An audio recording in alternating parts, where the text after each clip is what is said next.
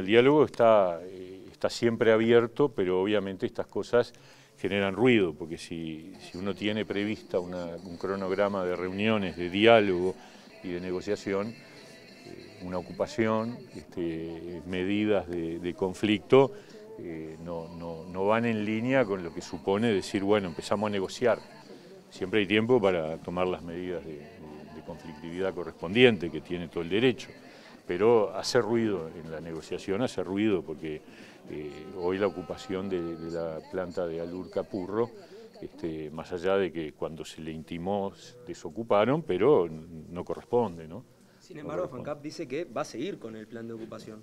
Y bueno, y nosotros, como dije la otra vez, vamos a seguir desocupando. Es decir, tenemos que cumplir con la ley y además estamos convencidos de que tenemos que garantizar el derecho de los trabajadores que no comparten las medidas a trabajar y el derecho de los directivos de la empresa, sea pública o privada, a ingresar a las instalaciones. Entonces, si hay ocupaciones, habrá las intimaciones y se establecerá la orden de desocupación.